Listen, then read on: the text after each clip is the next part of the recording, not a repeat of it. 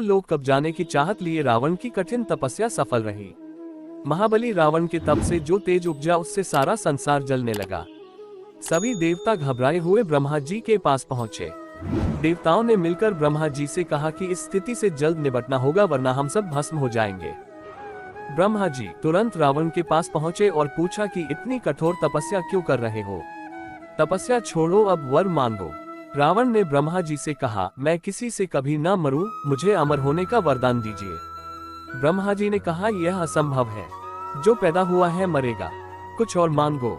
ब्रह्मा जी को वर देने में असहाय देख रावण ने कहा, ये वर नहीं दे सकते तो ऐसा वर दीजिए कि मुझे सुर, असुर, पिशाच, नाग, किन्नर या अप्सरा कोई भी न मार सके। मानव तो मुझे क्या मार सकेगा, पर जब मैं अपनी कन्या को अपनी रानी बनाने पर आऊं तब मेरी मृत्यु हो। ब्रह्मा जी ने ठीक है कहा और ब्रह्मलोक चले गए। वरदान पाकर मदमाता रावण तप खत्म कर विजय अभियान पर निकला। उन दिनों दंडकारण्य में बहुत से ऋषि मुनि रहते थे।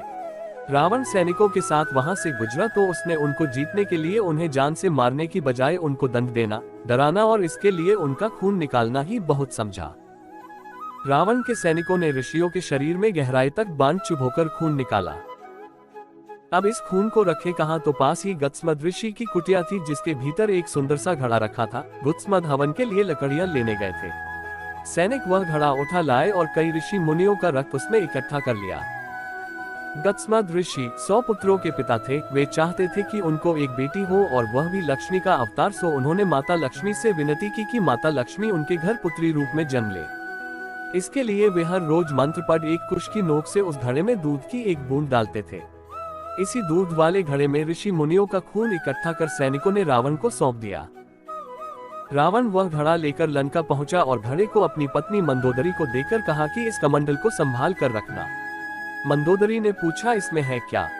रावण के लिए ऋषि मुनि जो लोगों को धर्म और सदाचार की राह दिखाते थे, उनकी रगों में बहने वाला रक्त जहर बराबर ही था। अतः रावण ने कहा, इसमें दुनिया का सबसे विषैला जहर है। ये कहकर रावण विश्व विजय को चला गया और फिर कई बरस नहीं लौटा। रावण ने दुनिया जीत ली। ताकत के घमंड में चूर उसने दानवों, यक्षों, गंधर्वों की सुंदरतम कन्याओं को अपने साथ ले जाकर मंदराचल, हिमवान और मेरू जैसे पर्वतों और जंगलों में मौज मनाने में मशगूल हो गया। मंदोदरी रावण का इंतजार करती रही। पति की इस उपेक्षा ने उसे बहुत दुखी कर दिया था। दूसरी स्त्रियों के चक्कर में अपनी प्रिय पत्नी की बरसों खोज खबर न लेने के चलते उदास मंदोदरी ने आत्महत्या का रास्ता चुना। मंदोदरी को रावण द्वारा दिए गए विषैले घड़े की याद आई। उसमें जो भी काला काला सा तरल था उसे विष समझकर मंदोदरी एक झटके में पी गई। उसे पीने के बाद मंदोदरी मरी नहीं। ऋषि गुत्समद द्वारा घड़े में मंत्र पढ़कर डाले गए दूध की 2-4 बूंदे और माता लक्ष्मी का प्रभाव खून पर हावी रहा और उसके असर से मंदोदरी को गर्भ ठहर गया। कुछ दिनों बाद ये राज जब मंदोदरी पर उजागर हुआ तो वह घबरा गई। ऐसे में जब उसके पति रावण भी यहाँ पिछले कई वर्षों से नहीं है, तब ऐसा होने के बाद महल की अन्य स्त्रियां क्या कहेंगी? ये सब सोचकर मंदोदरी ने तीर्थ यात्रा के लिए विशेष विमान बुलवाया और तीर्थ करने के बहाने विमान से कुरुक्षेत्र आ गई। यहाँ आकर मंदोदरी ने गर्भपात करवाया और उस अजन्मे बच्चे को एक सुंदर से कलश में रख जमीन में गाड़ दिया। इतना सब करने के बाद मंदोदरी लंका लौट गई। कुछ समय बीत जाने के बाद राजा जनक की मिथिला में भयानक अकाल पड़ा। राजा जनक का लगभग समूची धरती पर ही राज था। ज्योतिषियों ने हिसाब किताब करके बताया कि कहाँ हल चलाने से वर्षा होगी और समूचे देश में अन्न उपजेगा। उन्हीं के कहने पर वे कुरुक्षेत्र गए और बताई गई जगह पर ही सोने के हल से खेत को जोता। हल ने जब जमीन को फाड़ा तो एक कलश निकल आया। कलश खोलकर देखा गया तो उसमें एक नवजात कन्या थी, जिसके कलश से निकलते ही आसमान से फूलों की बारिश होने लगी और इस पुष्पवर्षा के बीच एक आकाशवाणी हुई, राजा जनक, इस कन्या का लालन पालन अब तुम्हारी जिम्मेदारी है। हल की रेखा सीत से निकलने के कारण इस कन्या का नाम सीता होगा। क्या सीता जी वास्तव में रावण की बेटी थी और यह बात रावण को पता थी?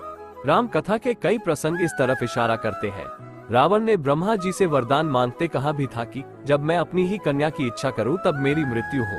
सीता माता असल में किसकी पुत्री है, इन सब सवालों का जवाब देने में हम कहां सक्षम हैं? ये तो प्रभु ही जाने। हम तो बस जो कुछ विद्वानों ने उनकी लीला को धर्म ग्रंथों और पुराणों में बखाना है उसको जस का तस रख सकने भर का ही काम कर सकते हैं। बाकी निर्णय आपका। जय जय श्री राम। दोस्तों, कैसी लगी आपको ये कहानी कमेंट सेक्शन में जरूर बताएगा और ऐसे ही वीडियो के लिए मेरी चैनल को सब्सक्राइब कीजिएगा। धन्यवाद दोस्तों, मिलते हैं एक और वीडियो के साथ। तब तक के लिए जय श्री कृष्ण।